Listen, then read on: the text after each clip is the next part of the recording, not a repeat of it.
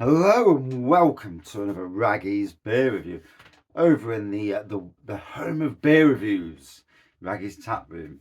Although depleted beer wall at the moment, but I'm trying to run it down for my wedding. So I've got a brand new beer for me from Beavertown Brewery, and apparently Beavertown Brewery have overtook the other competition as the #1 UK craft beer brewery. So that's quite an accomplishment. And I know the other company beginning with B who they're up against. So Lunar Haze Hazy IPA, 4.5%. I would assume it's similar to neck oil in that ABV area. Beavertown Brewery. Years ago, they used to be quite prominent in supermarkets. Disappeared for a while, but certainly in Tesco's anyway.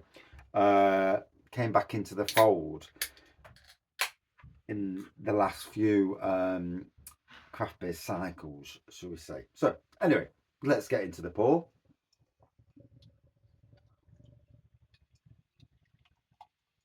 Straight from the fridge. There we go.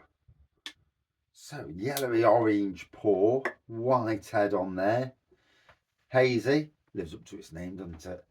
And there we go, looks nice. Just double check, see if there's anything on the back. I have to use the magnifying glass because I'm off asleep. 11-hour days, take it out of you. So Beavertown Brewery, London. Obviously Heineken are bought into the company, although from what I hear, there's a hands-off approach, which is great for Beavertown to continue doing what they're doing.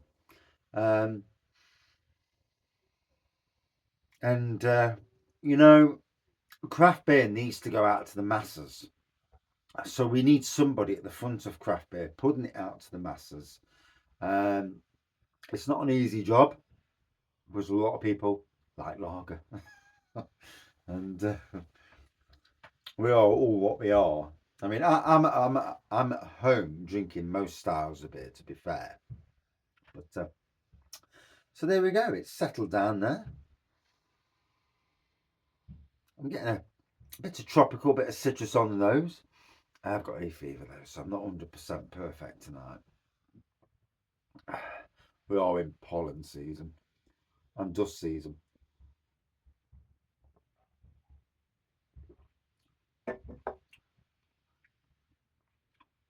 Very crisp at the front end, quite bitey as well, with a tropical taste going on there.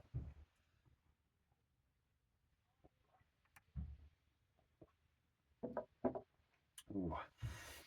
From the fridge. I mean, obviously, if it was on keg, as this sort of beer would be in pubs, it would be on keg. So the temperature from a fridge is exactly the same sort of temperature on keg. Certainly refreshing, which is what we need. You know, it's the warmth is starting to arrive finally. Although we still need a bit of rain. But that's the gardener inside me coming out. It's funny when you're not gardening, you just want the warmth. When you're gardening, you want the rain and the warmth. It's that balancing act in life, you know. Life is a balance anyway, isn't it? You know, it's. But yeah, good to see Beavertown out there still, you know, doing their thing. It's funny because the other day I watched an interview with Hopzine, our good man Hopzine, and the founder of Beavertown. So it was from a few years ago. I think it was like 9 years ago now. And it's amazing, you know, to see where they've gone from there. And obviously, let's be fair, in the cost of living crisis, for breweries to still keep going with what's going off in the world, you know, it is a good thing, you know.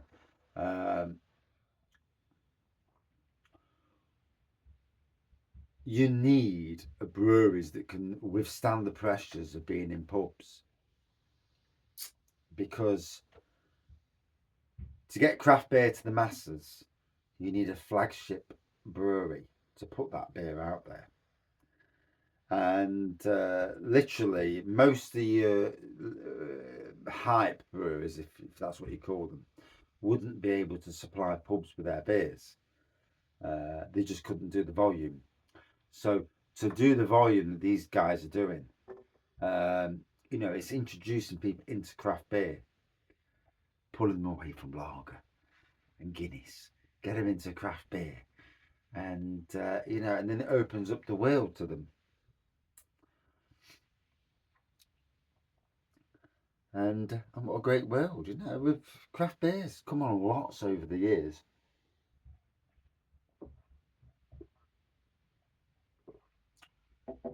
Oh, gotta be honest, it's delivering. For me, been at work 11 hours today, and hay fever's affecting me.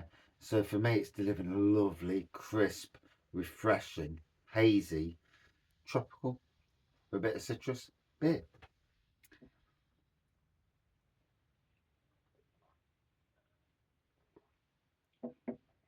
4.5%, not too heavy, going on the ABV as well. As someone who can drink anything up to about 16% beer wise, at least. And it's nice sometimes to have something a little bit more refreshing, and not something that's just going to knock me on my back. One has to get up for work again tomorrow morning. 5:30 again. And it is what it is at the moment. Life and weddings. I've got a wedding renewal in July, and it's a lot of working, a lot of money to go in the kitty to pay for stuff, and still paying for stuff, and then you've got that lovely issue of little bumps that come in the way. There's always a little bump in there.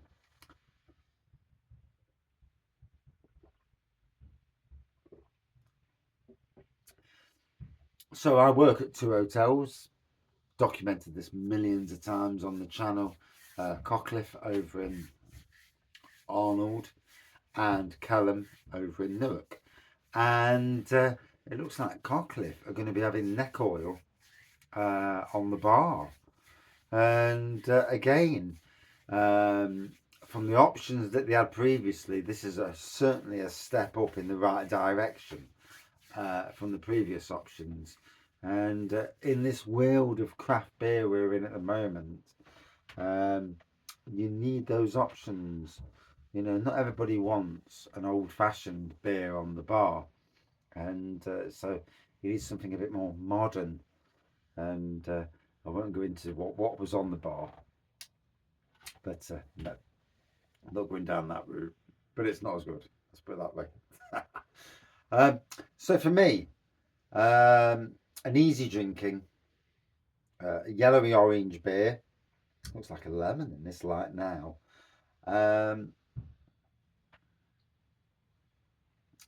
Subtle, more subtle tropical than boof tropical. And it's that bridge. It's that bridge in between lager and then the more full-on craft beers, and it's in that sweet zone which gets people to come in. And that's for me where this is aimed at. It's not super hoppy, super dank or anything like that, and a lot more expensive if you're going to sell that in pubs. So there's something to note with beers. Sometimes as a beer reviewer, I put myself in the other situation of the person making the beers and the price they need to sell the beers at to make a living.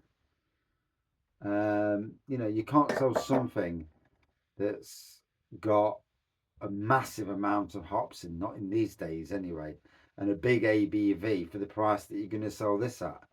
And you understand that as you progress into this world, going from a supermarket background, which I did for 5 years, and then you see the profit margins out there, and you understand, then you understand why it's a struggle for breweries to do what they do, and why a lot of breweries have gone under.